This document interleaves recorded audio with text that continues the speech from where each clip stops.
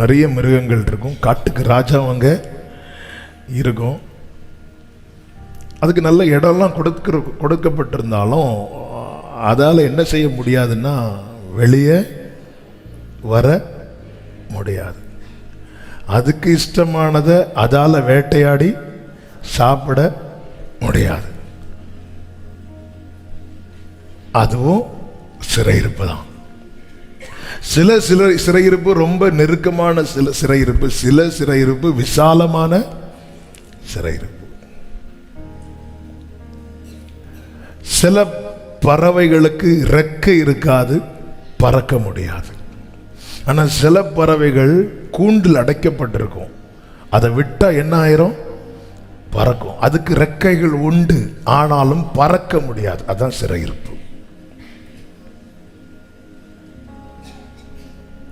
சிறையிருப்பு மாறினாதான் சுதந்திரமாய் நம்மால் செயல்பட முடியும். இந்த சிறையிருப்பின் அனுபவம் அதான் ஒவ்வொன்றும் ஒவ்வொரு டைப். யோசேப்பின் சிறையிருப்பு என்பது கை கால்கள் விலங்கிடப்பட்டு சிறையில் அடைக்கப்பட்டிருந்தான். அந்த சிறைச்சாலையை குறித்து ஒரு பிரசங்கத்தில் சொன்னதை கேட்டேன். அதாவது அந்த காலத்து சிறைச்சாலை கதவெல்லாம் ரொம்ப குனிஞ்சு தான் உள்ளே போகணுமா.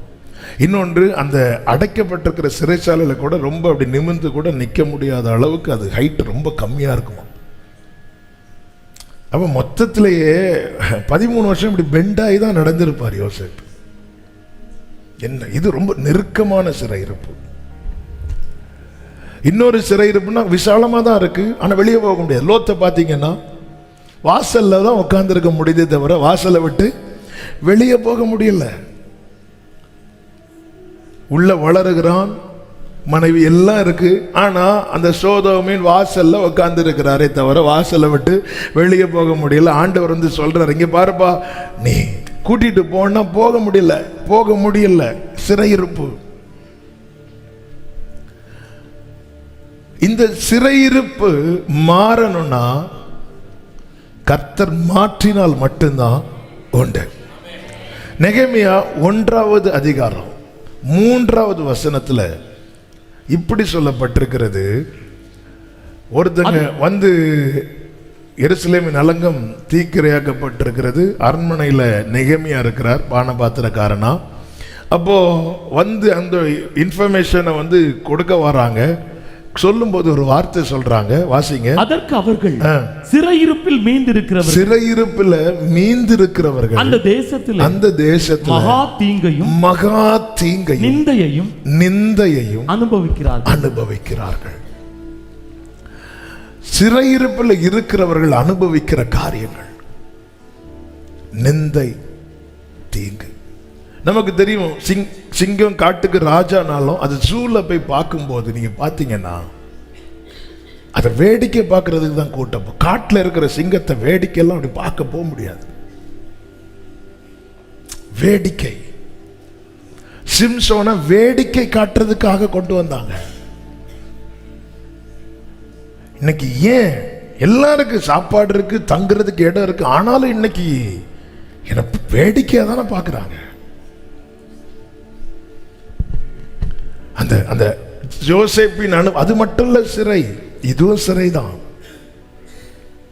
இது வெளியே போக முடியாது. இதா போய் வேட்டையாடி சாப்பிட முடியாது, அவங்க கொடுக்கிறது தான். அதுவும் நம்ம ட்ராண்டரத்தில் நம்ம ஊர்களில் இருக்கிற சிங்கத்தை பார்த்தா நமக்கு சங்கடமா இருக்கும். ட்ராண்டரத்தில் அந்த சிங்கம் இப்போ இருக்கான்னு தெரியல. இந்த லாக்டவுன் முன்னாடி நினைக்கிறேன், போகும்போது பார்த்தா உண்மையில அது சிங்கம் தானான்னு இறங்கி பார்க்கவும் பயம். ஏன்னா காட்டில் இருக்கிற சிங்கம் அப்படி இருக்காது. அது தேடி ஆகாரம் கிடைக்கலன்னா அது கர்ஜித்தாலே வந்து விழுமா. அவ்வளோ பவர் அந்த சிங்கத்துக்கு இருக்கு. அந்த சிறையிருப்பு என்ன ஆகும்னா, நமக்கு இறகு இருந்தாலும் பறக்க முடியாது, பலன் இருந்தாலும் ஓட முடியாது, சாப்பாடு இருந்தாலும் சாப்பிட முடியாது. சிறையிருப்பில் மீந்திருக்கிறவர்கள் என்று சொல்லப்பட்டிருக்கிறதுன்னா சிறையிருப்பிலே மடிகிறவர்களும் உண்டு, மடிகிறவர்களும் உண்டு. மீந்திருக்கிறவர்கள் மகா தீங்கையும் நிந்தையையும் அனுபவிக்கிறார்கள். சிறை பிடிக்கிறவனுடைய திட்டம் அதுதான். இஸ்ரவேல் ஜனங்கள் எகிப்துக்கு போனாங்க, கொஞ்சமா போனாங்க. யோசேப்பு ஆல்ரெடி போயிட்டாரு, யாக்கோபு போகிறார், யாக்கோபுடைய குமாரர்கள் போறாங்க, குமாரர்களுடைய பிள்ளைகள் எல்லாம் சேர்த்து ஒரு 70 பேர்னு வச்சுக்கோங்களேன். கொஞ்சமா போறாங்க. அந்த கொஞ்ச ஜனம் இப்பொழுது என்னாக ஆரம்பிக்கிறாங்கன்னா பெருக ஆரம்பிக்கிறாங்க. யோசேப்பை அறியாத ஒரு பார்வோன் வந்து எகிப்தில் ராஜாவாக எழும்புகிறான். அவன் சொல்லுகிறான், யாத்திராகமம் 1வது அதிகாரம் 10வது வசனத்துல, யாத்திராகமம் 1:10, அவர்கள் பெருகாதபடிக்கு ஒரு யுத்தம் உண்டானால் அவர்களும் நம்முடைய பகைஞரோட கூடி நமக்கு விரோதமாக யுத்தம் பண்ணி தேசத்தை விட்டு புறப்பட்டு போகாதபடிக்கும் நாம் அவர்களை குறித்து ஒரு உபாயம் பண்ண வேண்டும். அதாவது ஒருத்தன் சிறை பிடிக்கிறான்னா அந்த அவனால் சிறை பிடிக்கப்பட்டவன் என்ன செய்ய வேண்டும் என்பதை அவனால சுயமா தீர்மானிக்க விட மாட்டான். இங்க நேற்று இந்த வார்த்தையை கொஞ்சம் தியானிக்கும் போது, ஆரம்பத்தில் இந்த பிரச்சனை இல்லையே, இவங்களுக்கு நல்லா தானே எகிப்தில் இருந்தாங்க, இப்போ இந்த பிரச்சனை வர காரணம் என்ன? காரணம் ஒன்னே ஒண்ணுதான், அவங்க வளர்ந்துட்டாங்க. சிறை இருப்பில் இருக்கிறவன் வளர்ந்தால் பிரச்சனை. குழந்தை மோசைய தூக்கி வளர்த்தாங்க பார்வோன் வீட்டில். ஆனா 40 வயதுல மோசையை பார்வோன் கொலை செய்ய வகை தேடினான். சிறையிருப்பில் இருக்கிறான், வகை தேடுகிறான், ஏன்னா வளர்ந்துட்டான். சிறையிருப்பில் இருக்கிறவன் வளர்ந்தா பிரச்சனை. யாக்கோபு ஒண்ணு இல்லாம லாபான் வீட்டுக்கு வந்தான், தூக்கி வச்சு கொண்டாடினாங்க. இப்ப யாக்கோபு என்ன செஞ்சாலும் அவன் ஆசீர்வதிக்கப்படுற, அவன் வளருகிறான் என்று அறிந்ததும் லாபானுடைய முகம் வேறுபட்டது. வளர்ந்த பிரச்சனை. நீங்க அப்படியே இருந்தா ஒரு பிரச்சனை கிடையாது. உங்களை சிலர் பிடிச்சு வச்சிருக்கிறாங்கல்ல, அது உங்க குடும்பத்தில் இருக்கலாம், அது யாரா, நீங்க அப்படியே இருந்தா அதே கஷ்டத்திலே இருந்துட்டு இருந்தா ஒரு பிரச்சனை கிடையாது. உங்க வாழ்க்கையில சில ஓபன் ஆகும் போது, வளரும் போது பிரச்சனை. இஸ்ரவேல் ஜனங்களுக்கு விரோதமா இப்படி ஒரு பிளான் பண்ண காரணம் என்ன? வளர்ந்துட்டாங்க. அவன் வளர்ந்துடக்கூடாது. அவன் இங்க இருந்து அவன் போயிட்டானா அவன் சுதந்திரவாளி ஆயிடுவான். இங்க இருந்தா நம்ம கண்ட்ரோல்ல நான் கொடுக்கிறது தான் சாப்பிடணும், நான் கொடுக்கிறது தான் உடுத்தணும். இன்னைக்கு பட்டினி போட்டா பட்டினி. ஆனா இவங்க வெளியே போயிட்டாங்க, அப்படி இல்லை.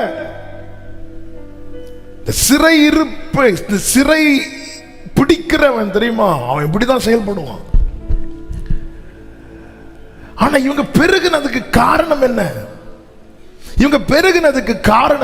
ஆதியாகமம் 13வது அதிகாரம் 14 முதல் 17 வரை உள்ள வசனங்களிலே, லோத் ஆபிரகாமை விட்டு பிரிந்த பின்பு கர்த்தர் ஆபிரகாமை நோக்கி, உன் கண்களை ஏறெடுத்து நீ இருக்கிற இடத்திலிருந்து வடக்கையும் தெற்கையும் கிழக்கையும் மேற்கையும் நோக்கி பார். God's plan என்ன? ஒரு ஏரியால அல்ல, எல்லா ஏரியாவிலையும்.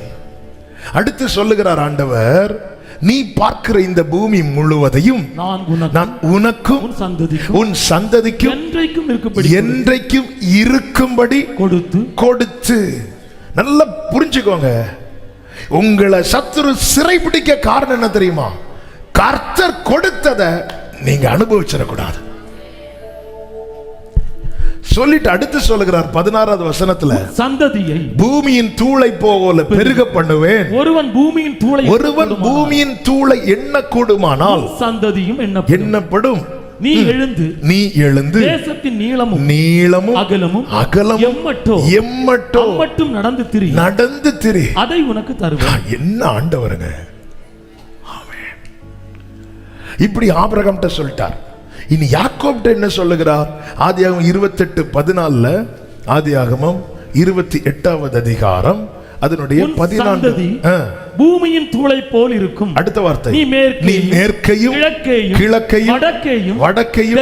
இது யார்கிட்ட சொன்னது ஆண்டவர்? இது யார்கிட்ட சொன்னது? ஃபர்ஸ்ட் ஆபிரகாம்கிட்ட என்ன சொன்னார்? பாருங்கிறார். தலைமுறைட்ட என்ன சொல்லுகிறார்? பரம்பு வாங்குகிறார். ஆபிரகாம் போயிட்டான், திட்டத்தை மாத்து, அடுத்து போடு, அப்படி செய்கிறவர் அல்ல.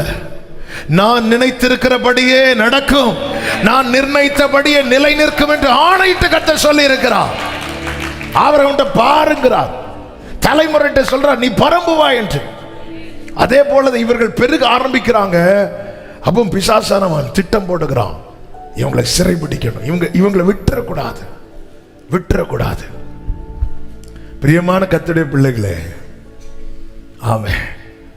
பிரச்சனை உங்களை ரொம்ப நெருக்குதுன்னா புரிஞ்சுக்கோங்க, நீங்க வளர்ந்துட்டு இருக்கிறீங்கன்னு அர்த்தம். ஆமென் சொல்லுங்க பார்க்கலாம். நீங்க வளர்ந்துட்டு இருக்கிறீங்கன்னு அர்த்தம். ஆமென், ஹல்லேலூயா. பக்கத்துல பார்த்து சொல்லுங்க, நீங்க வளர்றீங்க சிஸ்டர்.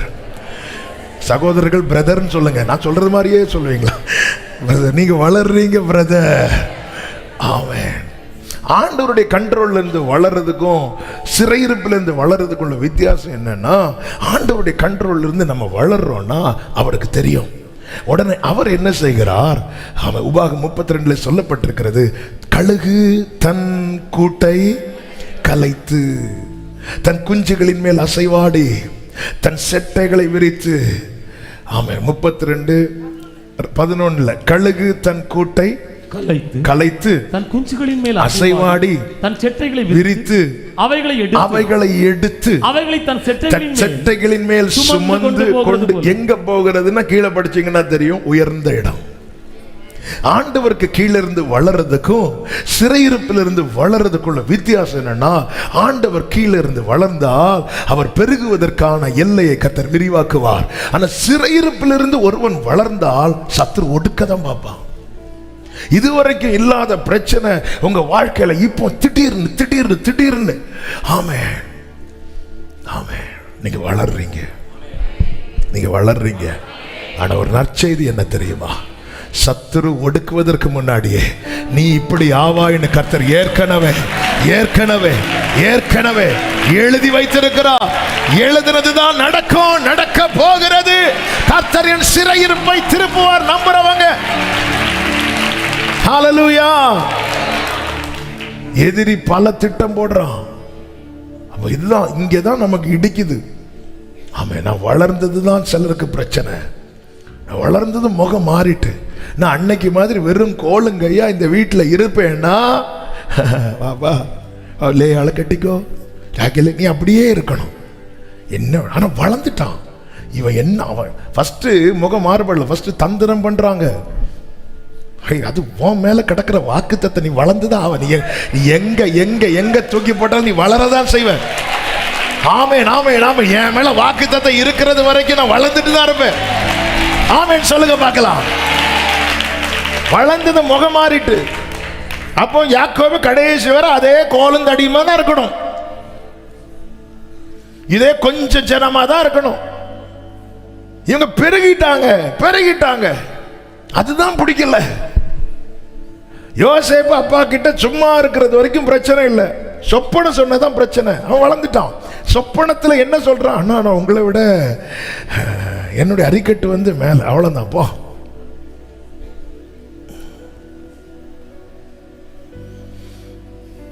அவனை தூக்கி விற்று போடுகிறார்கள். அவன் அப்படி ஃபர்ஸ்ட் குழியில தூக்கி போட்டாங்க. வாக்கு தத்தம் உள்ளவன் குழியில கிடந்தாலும் விலை உண்டு. அவனுக்கு ஒரு விலை வச்சாங்களா இல்லையா? ஹல்லேலூயா. அவன் குழியில கிடந்து என்னங்க பண்ண முடியும்? ஒன்றும் பண்ண முடியலனாலும் வாக்குத்த திறந்தா உனக்கு ஒரு வேலை உண்டு, உனக்கு ஒரு வேலை உண்டு. ஆமேன்னு சொல்லுங்க பார்க்கலாம். அவன் பிடிக்க அவன் அப்படியே இருந்து ஒரு பிரச்சனை இல்லாம அவனுக்கு கொஞ்சம் காஸ்ட்லியான ட்ரெஸ் போட்டுட்டான், அவ்வளவுதான். கொஞ்சம் நல்ல அதே கிழிஞ்ச சட்டையை போட்டுட்டு இருந்தா பிரச்சனை இல்லை. சகோதரர்கள் கொண்டு வந்து கொடுக்கறத சாப்பிட்டுட்டு அமைதியா இருந்தா பிரச்சனை இல்லை. கொஞ்சம் காஸ்ட்லியான ட்ரெஸ், அதுவும் அவன் சம்பாதித்து வாங்கலாம், அப்பா கொடுத்தது. பிடிக்கலையே சட்டைய, நீ யாராவது ரூபனே, சிமியோனே, லேவியே, யூதாவே, அது நீங்க யாராவது போட்டா கூட பிரச்சனை இல்லை. எனக்கும் வேண்டாம், உனக்கும் வேண்டாம்.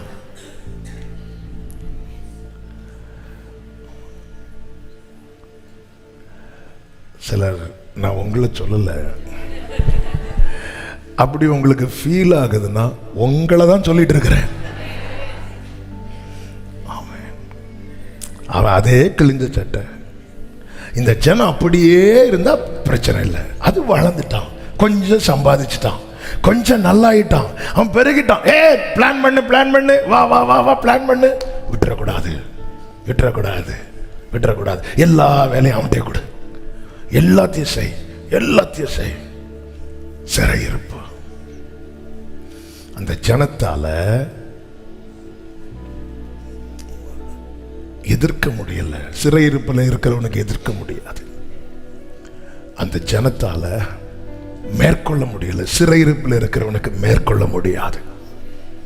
அந்த ஜனத்தால ஒன்னே ஒன்று மட்டும்தான் செய்ய முடிஞ்சது, அழ முடிஞ்சது, அழ முடிஞ்சது. எப்படி அழுதாங்கன்னா பெருமூச்சின் சத்தம், முறையிட்டுட்டே இருப்பாங்க, முறையிட்டுட்டே இருப்பாங்க.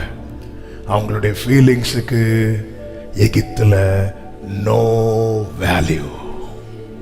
ஆனா அந்த பெருமூச்சின் சத்தம் பரலோகத்தில் எட்டினது, பரலோகத்தில் எட்டினது. நல்ல கைகளை தட்டி, என்னுடைய உணர்வுகளுக்கு இங்கே மதிப்பில்லாமல் இருக்கலாம், ஆனால் என் மேல வாக்கு தத்தத்தை வைத்திருக்கிறவர் சமூகத்திலே என் உணர்வுகளுக்கு மதிப்பு உண்டு, என் உணர்வுகளுக்கு மதிப்பு உண்டு. Hallelujah. Thank you Jesus. கண்ணீரு வீணாலும் ஒப்பி எடுத்து துருத்திலாக்குന്ന നാഥനുണ്ട്. തുരുത്തി നിറയുമ്പോൾ അളന്നെടുത്ത് അനുഗ്രഹമേകുന്ന യേശുണ്ട്. പാടുங்க. കണ്ണീരു വീണാലും ഒപ്പിയെടുത്ത് തുരുത്തിയിലാക്കുന്ന നാഥനുണ്ട്. തുരുത്തി നിറയുമ്പോൾ അളന്നെടുത്ത് അനുഗ്രഹമേകുന്ന യേശുണ്ട്. ആരെല്ലാം എന്നെ അകറ്റി നിറുത്തിയാലും, ആരെല്ലാം എന്നെ അകറ്റി നിറുത്തിയാലും നെഞ്ചോട് ചേർക്കുന്നോരേശുണ്ട്. എന്നെ നെഞ്ചോട് ചേർക്കുന്നോ. പാടുവ. കണ്ണീര് വീണാലും, കണ്ണീര് വീണാലും ഒപ്പിയെടുത്ത് തുരുത്തിയിലാക്കുന്ന നാഥനുണ്ട്. തുരുത്തി നിറയുമ്പോൾ അനുഗ്രഹമേകുന്ന ஆண்டவர் சொல்லுகிறார். ஏசாயா 51வது அதிகாரம் 14வது வசனத்திலே, சிறைப்பட்டு போனவன் தீவிரமாய் விடுதலையாவா. எல்லாரும் இந்த வார்த்தையை சொல்லுங்க. தீவிரமாய், தீவிரமாய். அடுத்த வார்த்தை, அவன் கிடங்கிலே சாவதும் இல்லை. அவனுடைய அப்பம் குறைவுபடும். சத்துரு சிறை பிடிக்கிறது எதுக்கு தெரியுமா? இப்படியே இருந்துட்டு இப்படியே செத்துறணும். ஆமென். யோவானுடைய சிறையிருப்பு தான் பத்மு தீவு. ஆனால் அங்கே வந்து அவனுக்கு கர்த்தர் கொடுத்த நம்பிக்கை என்ன? செத்தவனை போல விழுந்து கிடந்த அந்த யோவானை தட்டி எழுப்பி, பயப்படாதே, நான் முந்தினவரும் பிந்தினவருமாயிருக்கிறேன், மரித்தேன், ஆனாலும் இதோ சதா காலங்களிலும் உயிரோடு இருக்கிறேன்னு சொல்லிட்டு அப்படி கையை காண்பித்து கொடுக்கிறார். அந்த கையில தான் மரணத்தின் திறவுகோலும் பாதாளத்தின் திறவுகோலும் இருக்கிறது. அதன் அர்த்தம் என்ன? டொமிஷியன் ஒன்னு இங்க தூக்கி போட்டுட்டான், ஆனா இங்க கடந்து நீ சாகணுமா வேண்டாமா என்பதை தீர்மானிக்கிறது டொமிஷியன் அல்ல, மரணத்தை ஜெயித்தவர், மரணத்தை ஜெயித்தவர். தீவிரமாய் விடுதலையாவா. அவன் கிடங்களை சாவதும் இல்லை, அவனுடைய அப்பம். அவன் சிறைப்பட்டவன் விடுதலை ஆகிறது வரைக்கும் அவன் வாழ்க்கையில என்ன குறைவு குறைவு குறைவு குறைவு குறைவு குறைவு.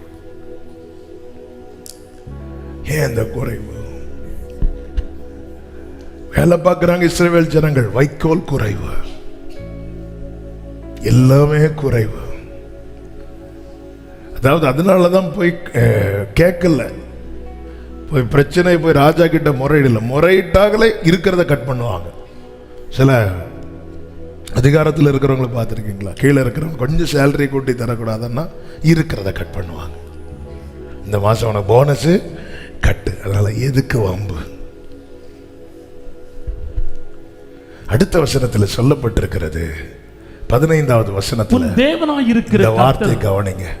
சிறையிருப்பிலிருந்து கர்த்தரால் வெளியே கொண்டு வர முடியுமா என்கிற கேள்வியோடு, நான் இருக்கிற சிறையிருப்பிலிருந்து வெளியே கொண்டு வர முடியுமா என்கிற கேள்வியோடு இருக்கிற ஒவ்வொருவருக்கும் இந்த வார்த்தையை சொல்லுகிறேன். உன் தேவனாகிய கர்த்தர் நானே என்கிறார். அடுத்த வார்த்தை, அலைகள் கொந்தளிக்கத்தக்கதா சமுத்திரத்தை குலுக்குகிற கைகளை உயர்த்தி ஆமென் சொல்லுங்க பார்க்கலாம். அவர் சமுத்திரத்தை என்ன செய்வாராம்? குலுக்கிறதுல அலையே வெளியே வருது. நாம் இருக்கிற சிறையிருப்பு அவருடைய கரத்துக்கு எம்மாத்திரம், எம்மாத்திரம். சிறைப்பட்டு போனவன் தீவிரமாய் ஆமென் சொல்லுங்க பார்க்கலாம். எரேமியா 30:3 சொல்லப்பட்டிருக்கிறது, இதோ நாட்கள் வரும் என்று சொல்லுகிறார். அப்பொழுது நான் இஸ்ரவேலும் யூதாவுமாகிய ஜனத்தினுடைய சிறையிருப்பை திருப்பி நான் அவர்கள் பிதா. சிறையிருப்பை திருப்புறது எப்போ திருப்பணும்னு கர்த்தர் ஒரு நாளை குறிச்சு வச்சிருக்கிறார். கடந்த நாள்ல ஒரு வீட்டில் ஜெபிக்கும் போது ஒரு தாயார் சொன்ன வார்த்தை அது என்ன ரொம்ப பாரப்படுத்தினது. ஆண்டவர் இந்த வாக்குத்தத்தங்களை தந்திருக்கிறார், ஒருவேளை நான் பார்க்கலைன்னாலும் என் பிள்ளைங்களாவது அதை பார்ப்பாங்கன்னு நான் நம்புறேன் அப்படின்னு சொன்னாங்க. அந்த வார்த்தை எனக்கு உள்ள சிலர் சொல்ற காரியத்தை அப்படியே கேட்டுட்டு இருப்போம், ஆனால் சில வார்த்தைகள் அப்படியே உள்ள உழந்துடும். அப்போ அதுக்காக ஆண்டவர் செபிக்க வைப்பார். அப்போதான் இந்த நாட்கள் வரும்னு சொல்லிட்டு இன்னொரு வார்த்தை ஆவியானவர் காண்பித்து கொடுத்தார். செப்பனியா 3வது அதிகாரம் அதனுடைய 20வது வசனத்தில், அக்காலத்தில் உங்களை கூட்டிக் கொண்டு வருவேன், அக்காலத்தில் உங்களை சேர்த்து கொள்வேன், உங்கள் கண் காண, உங்கள் கண் காண நான் உங்கள் சிறையிருப்பை திருப்புவேன். எத்தனை பேர் இந்த வார்த்தையை நம்புறீங்க? ஆமா, எனக்கு அநேகர் இப்படிதான், ஒருவேளை என் காலம் போச்சு அடி என் பிள்ளைங்களாவது. ஆமா, நேற்று இந்த வார்த்தையை தியானிக்கும் போது இருதயத்தில் அப்படியே ஒரு ஸ்பார்க், அப்படியே ஒரு தீப்பொறி எரிய ஆரம்பிச்சது. இப்படிப்பட்ட வேதனையோடு யார் இதை கேட்டுக்கொண்டிருந்தாலும் இயேசுவின் நாமத்தில் கர்த்தரால் கூடாத காரியம் ஒன்றுமில்லை. உங்கள் கண் காண, உங்கள் கண் காண கர்த்தர் இந்த சிறையிருப்பை திருப்புவா. நம்புறவங்க மாத்திரம் நல்ல கைகளை தட்டி ஆமென் என்று சொல்லி கொஞ்சம் ஆர்ப்பரிப்போடு சொல்லி சொல்லி தேவனை துதிக்கப்படுங்க. என் கண் காண என் சிறையிருப்பை திருப்புவார், என் கண் காண என் சிறையிருப்பை திருப்புவார், என் கண் காண. Glory, glory, glory, glory, glory. உங்கள் கண் காண, உங்கள் கண், ஏதோ நாட்கள் வரும் உங்கள் கண் காண. அதனாலதான் சிறையிருப்பில் மீந்திருக்கிறவர்கள், சிறையிருப்பில் மீந்திருக்கிறேன், உங்கள் கண் காண. கர்த்தர் எவ்வளவு நல்லவர், நம்முடைய இருதயத்தின் பாரத்தை அறிகிறவர். ஒருத்தங்க என்கிட்ட சொன்னாங்க, ஆனா நிறைய பேர் இப்படி நினைச்சிட்டு இருப்பீங்க. ஆண்டவர் நேற்று இரவு இந்த வார்த்தை உங்கள் கண் காண. செப்பனியா 3 நிறைய ஆண்டவர் வாசிக்க வச்சாங்க. ஆனா இந்த வார்த்தை வந்தது அதுல பிடிச்சி நிறுத்திட்டாங்க. இந்த 2 வசனம், இதோ நாட்கள் வரும் உங்கள் கண் காண. அப்ப அந்த நாட்களை நம்முடைய காலத்துல தான் வச்சிருக்கிறார். அந்த நாட்களை நம்முடைய காலத்தில் தான் வச்சிருக்கிறார். ஹல்லேலூயா, ஹல்லேலூயா. நீங்க யாத்திராகமம் 1வது அதிகாரத்தில் 2வது அதிகாரத்தில் நீங்க பார்த்தீங்கன்னா, சிறை இருப்பு, புதிய பார்வோன் ஜனத்தை சிறைபிடிக்கிறான். ஜனங்கள் மடிந்தார்கள் என்று சொல்லப்படவில்லை. 2வது அதிகாரம் 23வது வசனத்தில், சில காலம் சென்ற பின்பு எகிப்தின் ராஜா மரித்தான். கைகளை உயர்த்தி ஆமென் சொல்லுங்க. சிறை பிடிச்சான் தெரியுமா, ஒடுக்கினான் தெரியுமா, அவன் தான் மடிந்தான். அப்போ ஜனங்கள் மீந்திருக்கிறார்கள், மீந்திருக்கிறார்கள், மீந்திருக்கிறார்கள். ஒடுக்கப்பட்டவங்க தானங்க மடிந்திருக்கணும், மடிந்திருக்கணும். ஏன் மடியல? வாக்குத்தத்தம் தலைமையில இருக்கு. நீ வடக்கையும் தெற்கையும் கிழக்கையும் மேற்கையும் பாருன்னு சொன்னா கூட ஓகே, டவுட் வந்துடலாம். ஆனா திருப்பி கன்ஃபார்ம் பண்றதுக்கு பரம்பு வாங்கிட்டாரு. மேற்கு கிழக்கு வடக்கு தெற்கு பரம்புவா என்றீரே, பூமியின் தூளை போலும் சந்ததி பெருகும் என்று வாக்குரைத்தீரே. வடக்கு தெற்கு பரம்புவா என்றீரே, பூமியின் தூளை போல் சந்ததி பெருகும் என்று வாக்குரைத்தீரே. வலது கரத்தை உயர்த்தி சொல்லுங்க. சொன்னதை செய்யும் அளவோ என்னை கைவிடவே மாட்டீர், எனக்கு சொன்னதை செய்யும் அளவோ கைவிடவே ஏல்பெத்தேல், ஏல்பெத்தேல், இது வானத்தின் வாசல்,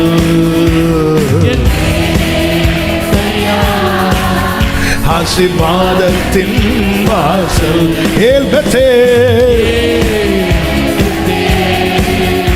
இது வானத்தின் வாசல். ஆமென். ஆசீர்வாதத்தின்.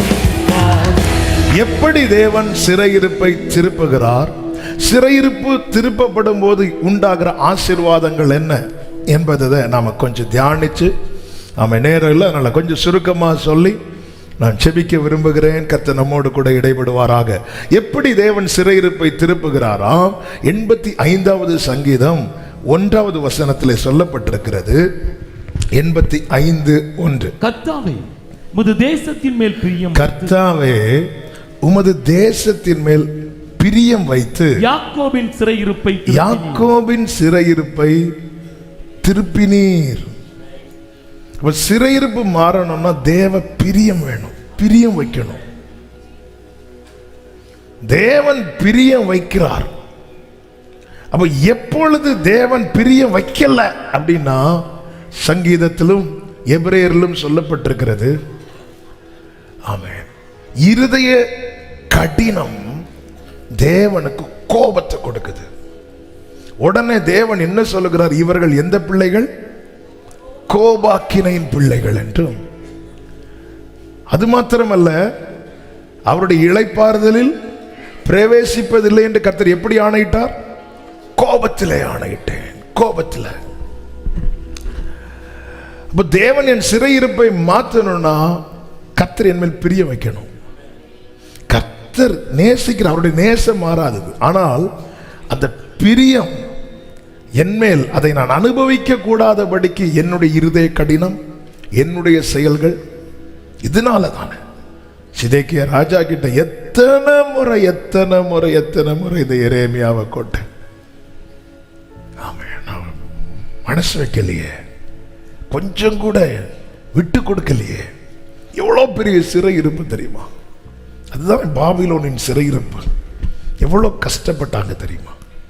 அதன் பிறகு தானியேல் போன்றவர்கள் எழும்பி தேவ சமூகத்தில் போராடினது நிமித்தமாக, ஆமென், ஹல்லேலூயா, கர்த்தர் பெரிய தரியு நாட்களிலே பெரிய ஒரு விடுதலையை கர்த்தர் கட்டளையிட்டார். இந்த சிறையிருப்பில் அகப்பட்டா அதுக்கப்புறம் ரொம்ப கடினம். சிறையிருப்பில் மீந்திருக்கிறவர்கள் மகா தீங்கையும் நிந்தையையும் அனுபவிக்கிறார்கள். இப்ப தேவன் பிரியம் வைக்கணும், தேவன் பிரிய வைக்கணும். எப்ராஹிம் தன் இளவயதின் ஐயோ நான் தப்பு பண்ணிட்டேனே என்று தன் இளவயதின் நிந்தையை சுமந்து வருகிறதை அவன் சொல்லுகிறதை நிச்சயமாக கேட்டேன். எவன் ஒருவன் தன் பிள்ளைகளை உணர்ந்து மனம் வருந்தி தேவனிடத்தில் ஐயோ ஆண்டவரே நான் இப்படி பண்ணிட்டேனே என்று சொல்லுகிறானோ, வெரி நெக்ஸ்ட் வெர்ஸ்ல என்ன சொல்லப்பட்டிருக்கிறது? எப்ராஹிம் எனக்கு அருமையான குமாரன் அல்லவா. எனக்கு தேவன் இதை தான் பார்த்துட்டு இருக்கிறார். நான் இன்னும் என் இருதயத்தை கடினப்படுத்தி தள்ளி தள்ளி போவேன் என்றால் சிறையிருப்பின் கட்டுகள் பெருகதான் செய்யுமே தவிர குறையாது. அந்த இளையகுமாரன் மனம் வருந்தி தன் தகப்பனிடத்தில் திரும்பின போது அந்த சிறையிருப்பின் வஸ்திரங்கள் மாற்றப்படுகிறது. சுத்தமான புதிய வஸ்திரம் அவனுக்காய் கொடுக்கப்படுகிறது. அவன் வீட்டுக்குள்ளே கொண்டு போகப்படுகிறான். சிறையிருப்பு நம்ம சும்மா ஜோம் பண்றோம் எடுக்கிறோம் எல்லாம் ரைட். சிறையிருப்புக்கான காரணத்தை கண்டுபிடிக்கணும். முதல்ல காரணம் என்ன? யோசேப்பு நாட்களில் கொஞ்சம் பேர் இருந்தாங்க. அன்னைக்கு சிறைபிடிக்க முடியாத பார்வோன் இன்னைக்கு இவ்வளவு ஜனம் பெருத்திருந்தும் ஏன் சிறைபிடிக்கிறாங்கன்னா, அன்று யோசேப்பு நாட்களில் இருந்தவர்கள் தேவனை அறிந்திருந்தார்கள். இந்த ஜனங்கள் தேவனை அறிகிற அறிவை விட்டு விட்டார்கள். ஓசியா 14வது அதிகாரம் 1 முதல் 4 வரை உள்ள வசனங்களை நீங்கள் பார்க்கும்போது, உன் தேவனாகிய கர்த்தரிடத்தில் திரும்பு, நீ அக்கிரமத்தினால் விழுந்தாய். வார்த்தைகளை கொண்டு கர்த்தரிடத்தில் திரும்புங்கள், அவரை நோக்கி தேவரீர் எல்லா அக்கிரமத்தையும் நீக்கி எங்களை தயவாய் அங்கீகரித்தருளும். அப்பொழுது நாங்கள் எங்கள் உதடுகளின் காளைகளை செலுத்துவோம். அசீரியா எங்களை ரட்சிப்பதில்லை. ஆண்டவரே, அசீரியா எங்களை ரட்சிப்பதில்லை. நாங்கள் குதிரைகளின் மேல் ஏற மாட்டோம். எங்கள் கைகளின் கிரியையை பார்த்து நீங்கள் எங்கள் தேவர்களை என்ன நம்ப ஆரம்பிச்சுட்டாங்கன்னா, தங்கள் கிரியையை, தங்கள் பலத்தை, தங்கள் பணத்தை, ஏன்னா வசதி வந்துட்டுல நம்ப ஆரம்பிச்சுட்டாங்க. சிறையிருப்பு வந்த போதுதான் தெரிந்தது, இல்லை இதெல்லாம் ஒன்றுக்குமே உதவாது. இனி நாங்கள் எங்கள் கைகளின் கிரியை பார்த்து எங்கள் தேவர்கள் என்று சொல்ல மாட்டோம். இப்படி சொல்லிட்டு இருக்கும்போது கர்த்தர் சொல்லுகிறார் 4வது வசனத்துல, நான் அவர்கள் சீர்கேட்டை குணமாக்குவேன், அவர்களை மனப்பூர்வமாய் சிநேகிப்பேன், என் கோபம் அவர்களை விட்டு நீங்கிட்டு. நீ கர்த்தரிடத்துல திரும்ப. இன்னைக்கு கர்த்தர் இந்த செயலை செய்ய போகிறார். கோபம் விலகுது, பிரியம் உண்டாகுது. கோபம் விலகுது, பிரியம் உண்டாகுது. உபாகம் 30வது அதிகாரத்தில் அதுதான் அப்படிதான் சொல்லப்பட்டிருக்கிறது. 30வது அதிகாரம் 1வது வசனம் 2வது வசனம் 1 சொல்லப்பட்டிருக்கிறது, நீ உன் இருதயத்திலே சிந்தனை செய்து. 2வது வசனத்திலே சொல்லப்பட்டிருக்கிறது, உன் தேவனாகிய கர்த்தரிடத்திற்கே திரும்பி உனக்கு கற்பிக்கப்பட்டது எல்லாம் நீயும் உன் பிள்ளைகளும் உங்கள் முழு ஆத்துமாவோடும் அவருடைய சத்தத்திற்கு செவி கொடுத்தால், உன் தேவனாகிய கர்த்தர் உன் சிறையிருப்பை திருப்பி. நான் இப்படிதான் இருப்பேன், நான் இதே பாவம் செஞ்சிட்டு இருப்பேன், வசனத்தை கேட்க மாட்டேன், ஜெபம் பண்ண மாட்டேன், சர்ச்சுக்கு வர மாட்டேன், நான் அப்படியே தான் இருப்பேன். என் சிறையிருப்பை திருப்பணும்னா சிறையிருப்பு கூடும். ஆமென். சரி, நான் அகப்பட்டுட்டேன். சிம்சோனுக்கு எவ்வளவு வார்னிங் கொடுக்கப்பட்டது. அதுக்கப்புறம் மீறி போய் அகப்பட்டுட்டான். ஆனா அகப்பட்ட பிறகும் அவன் ஜெபத்தை கர்த்தர் கேட்டு விடுதலை கொடுக்கிறார். ஆண்டவர் இதை ஒரு விஷயம்ங்கிறான், ஒரு விஷயம் கர்த்தர் விடுதலை கொடுக்கிறார். மனாசே கர்த்தருடைய வார்த்தைகளை கவனியாதே போனான் என்று 2 நாளாகமம் 33வது அதிகாரத்திலே சொல்லப்பட்டிருக்கிறது. 2 நாளாகமம் 33 10 11 வசனங்களிலே இப்படி சொல்லப்பட்டிருக்கிறது, கர்த்தர் மனாசேயோடும் அவனுடைய ஜனத்தோடும் பேசின போதிலும் அவர்கள் கவனிக்காதே போனார்கள். ஆகையால் கர்த்தர் அசீரியா ராஜாவின் சேனாபதிகளை ஆகையால் கர்த்தர் அசீரிய ராஜாவின் சேனாபதிகளை அவர்கள் மேல் வரப்பண்ணினார். அவர்கள் மனாசேயை முச்செடிகளில் பிடித்து 2 வெண்கல சங்கிலியால் அவனை கட்டி பாபிலோனுக்கு கொண்டு போனார்கள். அடுத்த வார்த்தை, இப்படி அவன் நெருக்கப்படுகையில் தன் தேவனாகிய கர்த்தரை நோக்கி கெஞ்சி தன் பிதாக்களின் தேவனுக்கு முன்பாக மிகவும் தன்னை தாழ்த்தினான். அவரை நோக்கி அவன் விண்ணப்பம் பண்ணி கொண்டிருக்கிற போது அவன் கெஞ்சுதலுக்கு அவன் சிறையிருப்பில் இருக்கிறவன் ஜெபம் பண்ணா கர்த்தர் கேட்பார். உண்மையில இந்த மனாசே ஜெபத்தெல்லாம் கேட்கவே கூடாது, அப்படிப்பட்ட காரியத்தை செய்கிறான். இந்த மனாசே எசேக்கியா ராஜாவுக்கு ஆண்டவர் எக்ஸ்ட்ரா ஒரு 15 வருஷம் கொடுப்பார்ல, அதுல பிறந்தவன். ஆண்டவர் சம்பத்தை சேர்க்கும் நாளில் சேர்ப்பார், விட்டுறணும். நம்ம சண்டை போட்டு அப்பவே அந்த எசேக்கியா போயிருந்தாருன்னு இந்த பிரச்சனை. இந்த மனாசையினாலேயே யூதா கோத்திரம் முழுவதையும் கர்த்தர் தள்ளினார் என்று பைபிள்ல சொல்லப்பட்டிருக்கிறது. மனாசை நிமித்தம் யூதா கோத்திரத்தை கர்த்தர் தள்ளினாராம். இப்படிப்பட்டவன் சிறையிருப்பிலிருந்து தன்னை தாழ்த்தி கெஞ்சின போது வேதம் சொல்லுகிறது, அவன் கெஞ்சுதலுக்கு இறங்கி அவன் ஜெபத்தை கேட்டு அவனை திரும்ப எருசலேமில் உள்ள தன்னுடைய ராஜ்யத்திற்கு நான் சிறையிருப்பிலிருந்து வெளியே வர என்ன செய்யணும்? தேவ சமூகத்தில் தாழ்த்தி மனதில் சிந்திக்கணும். நம்ம எல்லாம் அடுத்தவங்களை இப்படி காட்டுறதை விட்டுட்டு என்கிட்ட என்ன குறை இருக்கு ஆண்டவரே, என்கிட்ட நான் ஏன் இந்த சிறையிருப்பில் இருக்கிறேன்? தானியேலை குறித்து சொல்லப்பட்டிருக்கிறது, தானியேல் தன் பாவங்களையும் தன் ஜனத்தின் பாவத்தை அறிக்கையிட்டான். தானியேல்கிட்ட என்னங்க, எதிரிகளுக்கு கூட அவன் குறைய கண்டுபிடிக்க முடியல. ஆனாலும் தானியேல் தேவனுக்கு முன்பாக சாம்பல்ல உட்கார்ந்து நாங்க எங்க நீதியை நம்பி கேட்கல, உங்க இரக்கத்தை நம்பி கேட்கிறேன். அந்த கெஞ்சுதலுக்கு கர்த்தர் இறங்கி தூதனை அனுப்பும் போது என்ன சொல்லுகிறா தெரியுமா? எனக்கு பிரியமான புருஷனான தானியேலே, நம்முடைய இருதய கடினம் தேவ பிரியத்தை அனுபவிக்க விடாது. நம்ம தாழ்த்தும் போது தாழ்மையுள்ளவனுக்கு கர்த்தர் கிருபை கொடுக்கிறார். அந்த கிருபை தான் என்ன தெரியுமா? எந்த சிறையிருப்பா இருந்தாலும் அதிலிருந்து கர்த்தர் வெளியே கொண்டு வருவார். ஒரு மனாசே வெளியே கொண்டு வந்த ஆண்டவருக்கு அவரை அப்பா பிதாவே என்று அழைக்கிற உங்களையும் என்னை வெளியே கொண்டு வர முடியாதோ? கர்த்தர் சொல்லுகிறார், நான் மனப்பூர்வமாய் சிநேகிப்பேன். நம்முடைய வாழ்க்கையை பாருங்க, எவ்வளவு நாள் தான் அந்த கட்டு இருக்கும்? எவ்வளவு நாள் தான் இந்த சிறையிருப்பிலிருந்து கர்த்தர் வெளியே கொண்டு வருவாராக. சிறையிருப்பு திருப்பப்படும் போது உண்டாகிற ஒரு 5 காரியங்கள், 5 நன்மைகளை ஆமென் எல்லாம் எக்ஸ்பிளைன் பண்ண டைம் இல்லை, நேரம் போகிறது. நம்ம கொஞ்ச நேரம் ஜெபிக்க போகிறோம். அதை சொல்லி இதுக்காக நம்ம ஜெபம் பண்ணணும். சிறையிருப்பு திரும்பும் போது என்ன உண்டாகும்? யோபு 42வது அதிகாரம் அதனுடைய 10வது வசனத்தை வாசியுங்கள். யோபு 42:10. யோபு தன் சிநேகிதருக்காக வேண்டுதல் செய்த போது அவன் ஒரு காரியம் திரும்ப திரும்ப ரிப்பீட் ஆயிட்டு இருக்கு. சிறையிருப்பிலிருந்து வெளியே வர ஜெபம் ரொம்ப அவசியம். ஆமே. ஆனா ஜெபிக்கிறதுக்கு முன்னாடி உன் மனதிலே சிந்தனை செய், உன்னை தாழ்த்து, உன் நிலைய பாரு.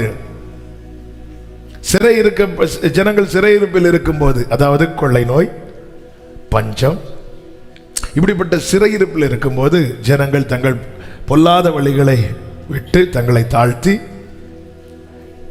முகத்தை தேடி ஜெபம் பண்ணா கர்த்தர் என்ன செய்வாரா? சேமத்தை கொடுப்பார். என்ன அவருடைய நாமம் நமக்கு தெரிவிக்கப்பட்டிருக்கிறது. தாழ்த்தி பொல்லாத வழிகளை விட்டு தேடினான். மீந்திருக்க வச்சிருக்கிறது அதுக்கு தான். மடியறதுக்கு முன்னாடி தேடணும். தீங்கு நிந்தை இருக்குன்னு சொல்லி நான் தேடாம இருந்தேன்னா அந்த தீங்கு நிந்தை என்னை விழுங்கும். இன்னும் கர்த்தர் இந்த தீபத்தை அணைய விடாம எத்தனையோ பேர் மடிந்தார்கள், எத்தனையோ பேர் மடிந்தார்கள். யோபு கிட்ட ஒவ்வொருத்தன் விஷயத்தை சொல்றான் தெரியுமா? இந்த இடத்துல இப்படி ஒரு காற்று வந்துச்சு, அதுல இவ்வளவு பேர் மடிந்தார்கள், நான் மாத்திரம் மீந்து, நான் மாத்திரம் தப்பி ஓடி வந்திருக்கிறேன். இந்த இடத்துல கல்தையர் வந்தார்கள், மடிந்தார்கள், எல்லாத்தையும் கொண்டு நான் மாத்திரம் தப்பி ஓடி வருகிறேன். அக்கினி வந்துச்சு, எல்லாத்தையும் பட்சித்தது, நான் மாத்திரம். அப்ப இப்படி எல்லாத்துக்குள்ள நாம இருந்தோம். ஆனா தப்பி தப்பி கொண்டு வந்திருக்கிறார். இந்த கால கிருபையின் காலத்தை சரியாய் பயன்படுத்துகிறவன் வாழ்ந்திருப்பான். சரி, நான் மீந்து இவ்வளோ பிரச்சனைகளையும் கத்தர் வச்சிருக்கிறாருன்னா வெளியே கொண்டு வர ஒரு திட்டம் வச்சிருக்கிறார். நான் அசதியா இருக்கக்கூடாது. யோபு தன் சிநேகிதருக்காக வேண்டுதல் செய்த போது கர்த்தர் அவன் சிறையிருப்பை மாற்றினார். அப்படி சிறையிருப்பு மாறும்போது என்ன உண்டானது? யோபுவுக்கு முன்னிருந்த எல்லாவற்றை பார்க்கிலும், எல்லாரும் சொல்லுங்க, இரண்டத்தனையாய் கர்த்தர் அவனுக்கு. சிறையிருப்பு மாறும்போது முன்னிலைமையை விட பின்னிலைமை மகிமையாயிருக்கும், ஆசீர்வாதமாயிருக்கும். ஆமேன் சொல்லுங்க பார்க்கலாம். அந்த சிறையிருப்புல எல்லாமே நஷ்டமானது நமக்கு தெரியும்.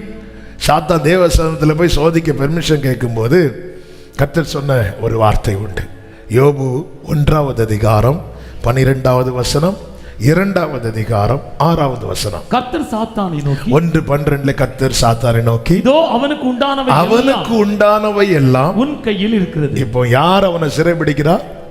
சாத்தான். ஏன்னா அவனுக்கு உண்டானவை எல்லாம் உன் கையில் இருக்கிறது. 2வது அதிகாரம் அதனுடைய 6வது வசனத்துல, அப்பொழுது கர்த்தர் சாத்தானை நோக்கி, அவன் உன் கையில் இருக்கிறான். அதனாலதான் வெல்த்லயும் கை வச்சான், ஹெல்த்லயும் கை வச்சான். ஆனா வெல்த் ஹெல்த்தும் கம்ப்ளீட்டா டவுன் ஆன ஒருத்தனுடைய முன்னிலைமையை பார்க்கலும் பின்னிலைமைய 2 மடங்கா ஆசீர்வதிக்க கூடியவர் இன்னும் உயிரோடு இருக்கிறார். அதை தான் யோபு சொல்லுகிறார், என் மீட்பர் உயிரோடு இருக்கிறார். ஆமென். நம்முடைய சிறையிருப்பு திரும்பும் போது இப்ப யோபுக்கு என்ன மட்டும்தான் இருக்குன்னா ஜீவன் மட்டும்தான் இருக்கு. அதுதான் யோபு சொல்லுகிறார், நீர் எனக்கு ஜீவனை தந்ததும் அல்லாமல் தைரியம் காட்டு, உம்முடைய பராமரிப்பு என் ஆவியை காப்பாற்றினது. அதாவது அணையாம காத்துட்டு இருக்கிறார். பராமரித்தவள் சொல்றாய், நீங்க வாழ்ந்து ஒரு பிரயோஜனம் இல்லை, தேவனை தூஷித்து நீங்க வாழ்ந்து ஒரு பிரயோஜனம் இல்லைன்னு இல்லை, ஆனா மனசுல இருந்திருக்கும். ஆமா, ஏன்னா உங்களை பராமரிச்சு ஒரு பிரயோஜனம். சில சொல்லுவாங்க தெரியும், ரொம்ப சீரியஸா இருக்கும்போது வந்து இப்படி இங்க பாருங்க, உங்களுக்கு ட்ரீட்மெண்ட்டு காசு தான் போயிட்டே இருக்கு, அந்த வெண்டிலேட்டர் எடுத்துட்டா ஆளு அவுட்டு, பார்த்து எடுத்து செய்யுங்க.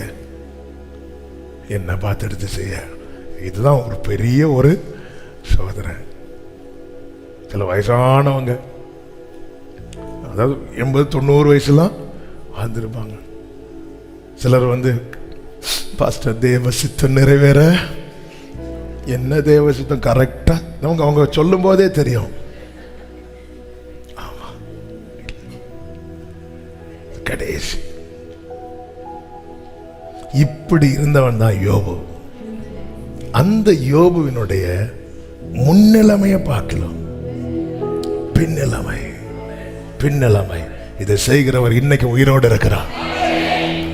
சிறையிருப்பு மாறினா என்னுடைய முன்னிலைமையை விட என் பின்னிலைமை ஆசீர்வாதமா இருக்கும். உபாகமம் 30:3 தானே படிச்சோம். அந்த 3வது வசனத்துல உன் சிறையிருப்பை மாற்றுவேன் என்கிறார். 4-5 வாசிங்க. உன்னுடையவர்கள் வானத்தின் கடையான திசை மட்டும் துரத்துண்டிருந்தாலும், அதாவது சிறையிருப்பினுடைய மேக்சிமம் எங்க அடைக்கப்பட்டிருந்தாலும், எந்த சூழ்நிலையில் இருந்தாலும் உன் தேவனாகிய கர்த்தர் அங்கே இருக்கிற உன்னை கூட்டி அங்கே இருந்து உன்னை கொண்டு வந்து உன் பிதாக்கள் சுதந்தரித்திருந்த தேசத்தை நீ சுதந்தரிக்கும்படி தேவனாகிய கர்த்தர் அதில் உன்னை சேர்த்து உனக்கு நன்மை செய்து உன் பிதாக்களை பார்க்கலாம். சிறையிருப்பிலிருந்து திருப்பப்பட்டவன முன்னிலைமை பார்க்கலாம், பிதாக்களை பார்க்கலாம் அதிகமாய். அதாவது வாய்ப்பே இல்லை, இனி வாய்ப்பே இல்லை என்கிற நிலையில் இருந்தா கூட கர்த்தரால் வெளியே கொண்டு வர முடியும். சங்கீதம் 71 என்ன சொல்லப்பட்டிருக்கிறது? அநேக இக்கட்டுகளையும் ஆபத்துகளையும் காணும்படி செய்த என்னை நீர் திரும்ப உயிர்ப்பித்து பாதாளத்திலிருந்து என்னை ஏறி வர பண்ணி, அடுத்த வசனம், என் மேன்மையை பெருக பண்ணி என்னை மறுபடியும் தேற்றுவேன். அப்போ ஆண்டவரே, யோபுவின் ஜெபம் என்ன? அந்த முந்தின சீர் இப்பொழுது இருந்திருந்தால் சிறையிருப்பு மட்டும் மாறட்டும், முந்தின சீரை பார்க்கலாம் நற்சீர் உண்டாக செய்வார். சிறையிருப்பு மாறும்போது பின்னிலைமை மிகவும் ஆசீர்வாதமா இருக்கும். சிறையிருப்பு மாறும்போது ஆமே ஹல்லேலூயா. நஷ்டப்பட்டது திரும்ப கிடைக்கும். யாத்திராகமம் 5 நமக்கு தெரியும், வேலை செய்யறாங்க ஆனா வைக்கோல் எல்லாம் பிடிச்சு வைக்கிறாங்க. இன்னும் சொல்லணும்னா பிரயாசத்துக்கு பலனை பார்க்கல. உழைக்கிறாங்க, பலன் இல்லை. உழைக்கிறாங்க, பலன் இல்லை. ஆனா கர்த்தர் ஏற்கனவே மோசையை கொண்டு சொன்னார், உங்களை நான் வெளியே கொண்டு வரும்போது வெறுமையா வெளியே கொண்டு வர மாட்டேன். இஸ்ரவேலர்கள் எகிப்திலிருந்து புறப்படும் போது நடந்தது என்ன தெரியுமா? 12வது அதிகாரம் அதனுடைய 35, 36 வசனங்களை நீங்க பாத்தீங்கன்னா, ஒவ்வொருத்தர்கிட்ட போய் கேட்கிறாங்க. மோசே சொல்லி இருந்தபடி இஸ்ரவேல் ஜனங்கள் எகிப்தியரிடத்தில் வெள்ளி உடைமைகளையும் பொன்னுடைமைகளையும் வஸ்திரங்களையும் கேட்டார்கள். கர்த்தர் ஜனங்களுக்கு எகிப்தியரின் கண்களில் தயவு கிடைக்கும்படி செய்ததினால் கேட்டதை அவர்களுக்கு கொடுத்தார். நல்ல கவனமா கேளுங்க. எகிப்திலிருந்து எனக்கு என்ன எப்படியாவது இந்த கம்பெனில இருந்து வெளியே விட்டா போதும். ஆமென்.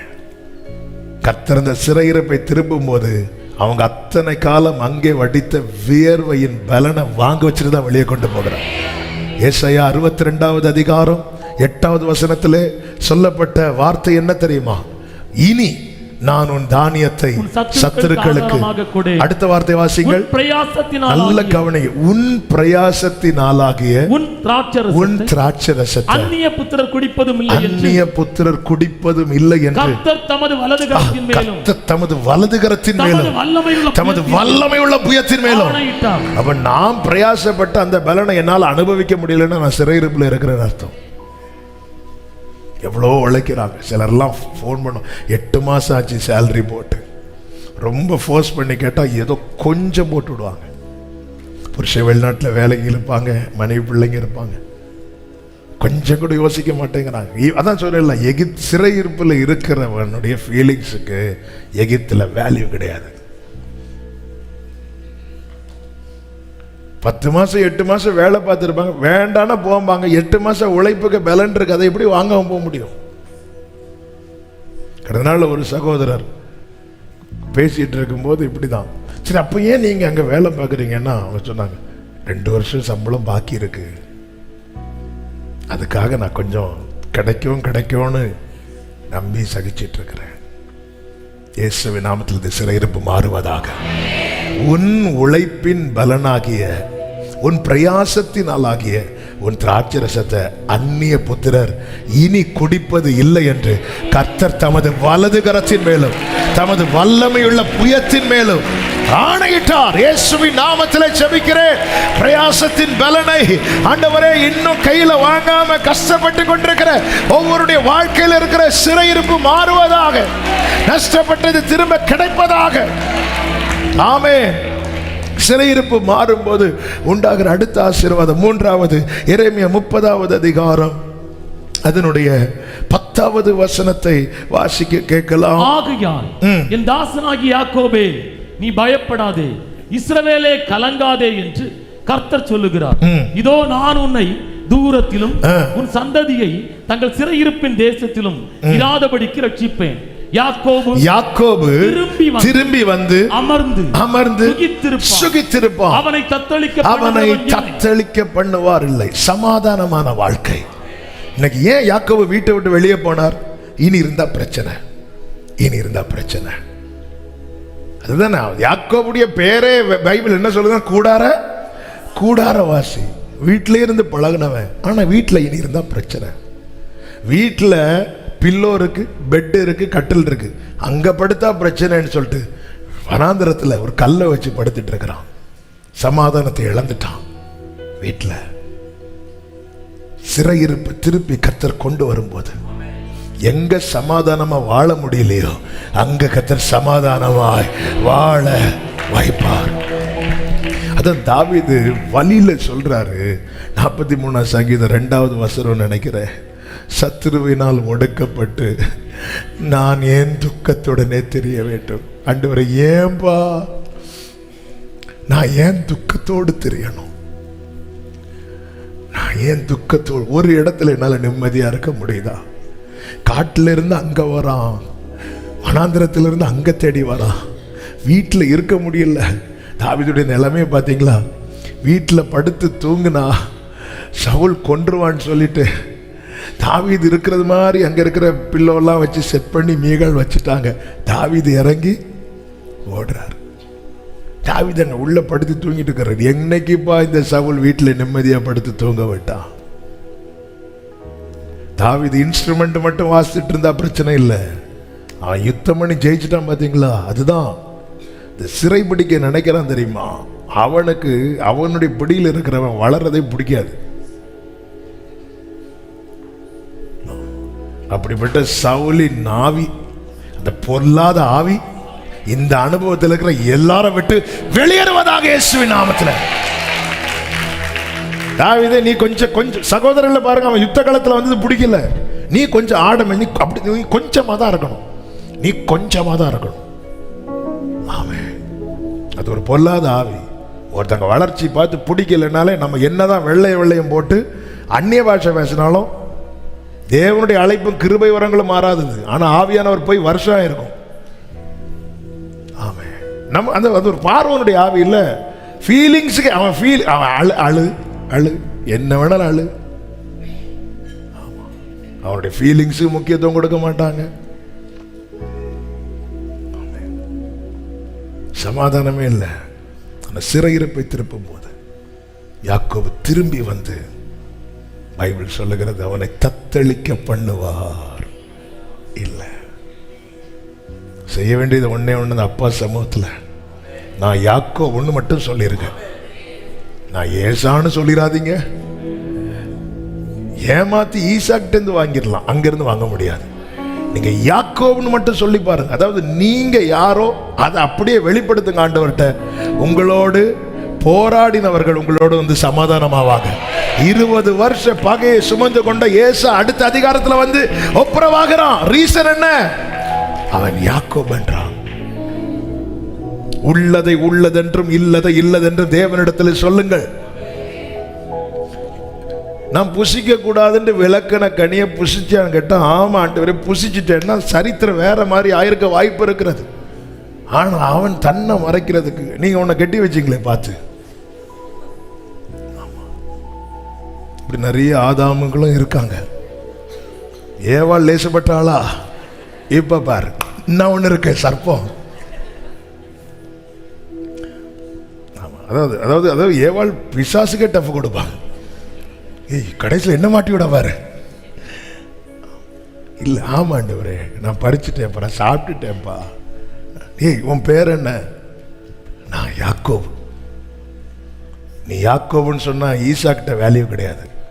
உன் ஃபீலிங்ஸுக்கு எங்க வேல்யூ தெரியுமா?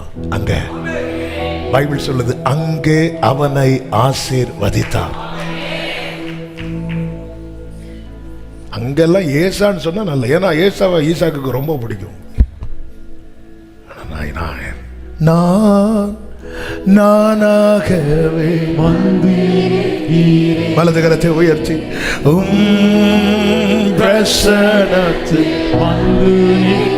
க்ளோரே நீர் இன்று என்னை ஏற்றுக்கொள்வீரா ராஜ்யத்தில். ஒரு விசை கூட இந்த வார்த்தையை சொல்லி பாடுங்க.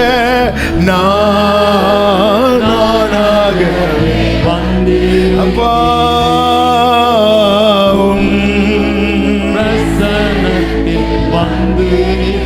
க்ளோரே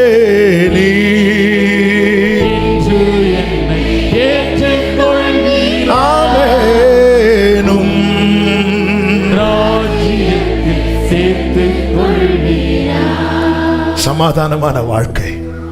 எஸ்ஐ 5 இருக்கிற யோபு 5 இருக்கிறது, உங்களுடைய கூடாரம் சமாதானத்தோடு இருக்க காண்பு. ஆமே, எத்தனை பேர் அதை விரும்புறீங்க?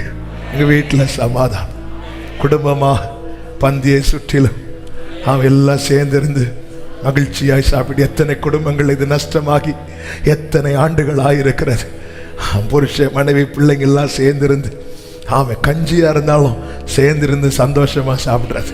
அது எவ்வளவு பிளஸ்ஸிங்க. ஆமே ஆண்டவரே, இதை தடை பண்ணுகிற சிறையிருப்பு இயேசுவின் நாமத்தில் விலகுவதாக விலகுவதாக விலகுவதாக விலகுவதாக.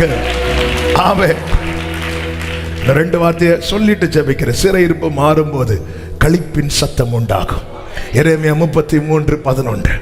எரேமியா 33:11. இன்னும் களிப்பின் சத்தமும் மகிழ்ச்சியின் சத்தமும் மணவாளனின் சத்தமும் மணவாட்டியின் சத்தமும் சேனைகளின் கர்த்தரை துதியுங்கள், கர்த்தர் நல்லவர், அவர் கிருபை என்றும் உள்ளது என்று சொல்லுகிற சத்தமும் கர்த்தருடைய ஆலயத்துக்கு ஸ்தோத்திர பலிகளை கொண்டு வருகிறவர்களுடைய சத்தமும் கேட்கப்படும் என்று கர்த்தர் சொல்லுகிறார். அவர்கள் முன் இருந்தது போல இருக்கும்படி சிறையிருப்பை திருப்புவேன். இயேசுவின் நாமத்தில் இந்த நற்செய்தியை சொல்லுகிறேன். சிறையிருப்பு திருப்பப்படும் போது குடும்பத்தில் மகிழ்ச்சியின் சத்தம், திருமண தடைகள் மாறுமா, மணவாளனின் சத்தம் கேட்கும், மணவாட்டியின் சத்தம். அது மாத்திரமல்ல, கர்த்தரை துதியுங்கள், அவர் நல்லவர், அவர் கிருபை என்றும் உள்ளது என்று சொல்லுகிற சத்தம் உண்டாகும். கர்த்தருடைய ஆலயத்துக்கு ஸ்தோத்திர பலிகளை, நமக்கு தெரிஞ்ச வசனம் மட்டும் தான் வாயில வரும். ஆமென். கர்த்தருடைய ஆலயத்துக்கு ஸ்தோத்திர பலிகளை கொண்டு வருகிறவர்களின் சத்தம் கேட்கப்படும். சிலர் பார்த்திருக்கீங்களா, வீட்டில் சங்கடமா இருப்பாங்க, சர்ச்சில் வந்து சந்தோஷம் ஆயிடுவாங்க. சிலர் வீட்லேயும் துக்கம், அந்த துக்கத்தினால இங்கே வந்து அவங்களால.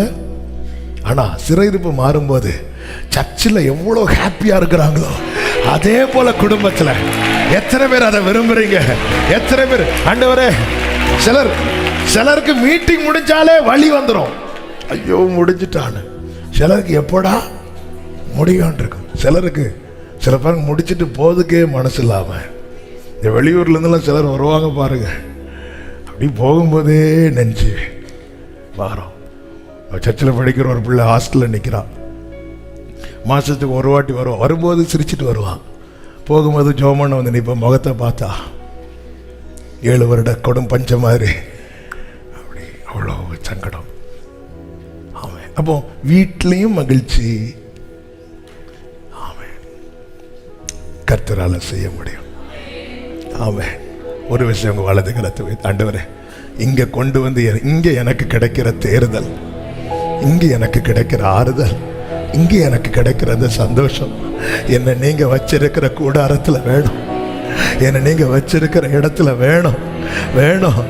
கர்த்தர் சிறையிருப்பை திருப்பும் போது இப்படி நடக்கும் சகோதரா, இப்படி நடக்கும் சகோதரி, இயேசுவின் நாமத்திலே ஆமென் சொல்லுங்க பார்க்கலாம். நான் ஒரு காரியத்தை சொல்லி செபிக்கிறேன். ஆமென். நமக்கு தெரியும், பாபிலோன் ராஜா இஸ்ரவேலரை யூதாவெல்லாம் சிறைபிடிக்கிறான். அப்பொழுது அங்கே இஸ்ரவேலின் ராஜாக்கள் மாறுகிறார்கள். யோயாக்கின் ராஜாவாக எழும்புகிறான். அப்பொழுது பாபிலோனிலே ஏவில் மெரோதாக் என்கிறவன் ராஜஸ்தானத்தில் இருக்கிறான்.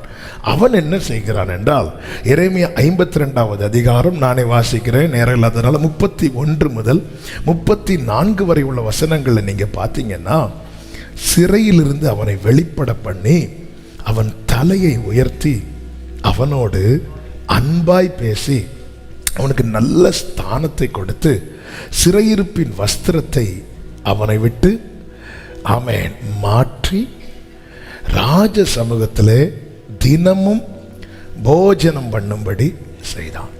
சிறையிருப்பு மாறும்போது ராஜ மேன்மை கிடைக்கும். அடுத்த வசனத்தில் அந்த 34 வாசிங்க.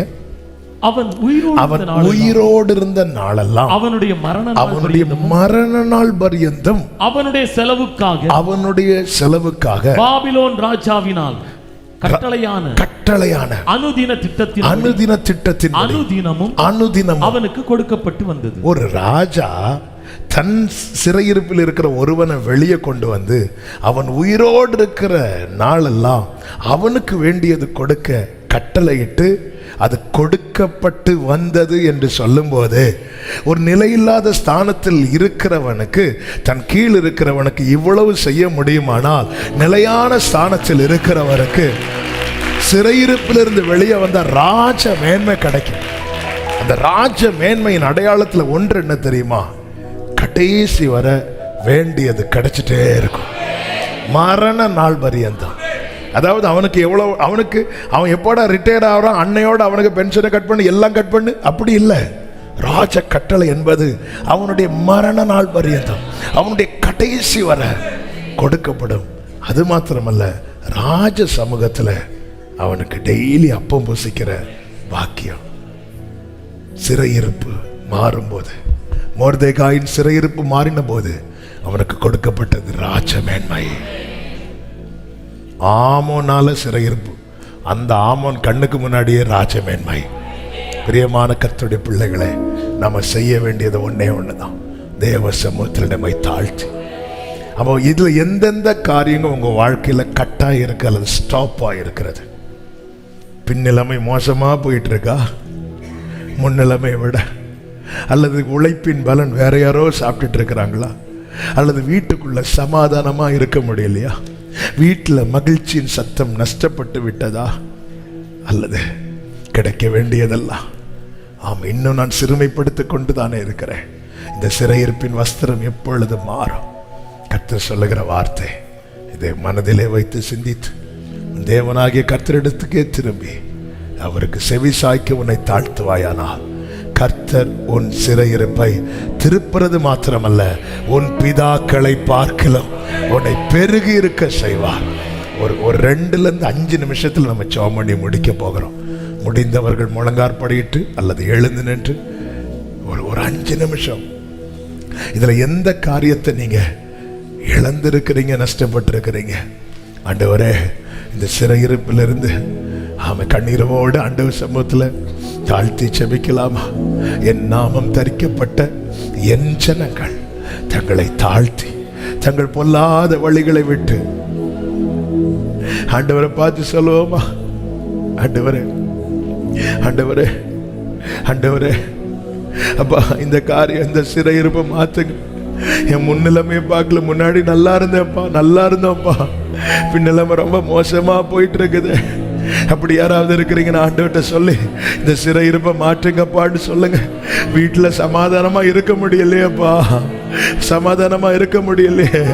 அப்பா வாராருன்னு கேட்டாலே பிள்ளை போய் ஒளிஞ்சுக்குது, மனைவி போய் ஒளிஞ்சுக்கிறாங்க. எவ்வளோ ஒரு வேதனையான தத்தளிக்க பண்ணுவார் இல்லாம யாக்கோபு திரும்பி வந்து சுகமாய் அமர்ந்திருப்பான். அப்பா வீட்டுல சமாதானமா இருக்க முடியாத நிலையில காணப்படுகிற அந்த சிறையிருப்பை தயவாய் மாற்றுங்கப்பா.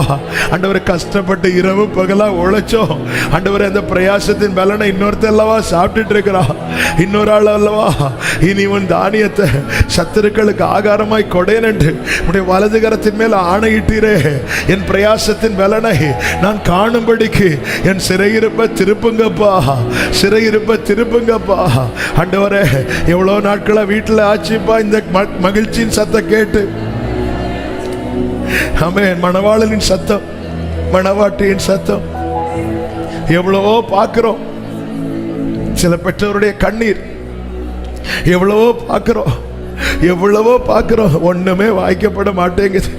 ஆண்டவரே இந்த வேதனையோடு யார் இருந்தாலும் இயேசுவின் நாமத்தில் சிறையிருப்பு மாறட்ட. ஆண்டவரே சீக்கிரமாய் அந்தந்த குடும்பங்களிலே அந்த மணவாளனின் சத்தம், அந்த மணவாட்டியின் சத்தம் கேட்பதாக, கேட்பதாக, கேட்பதாக. கர்த்தாவே கிருபை செய்யும்.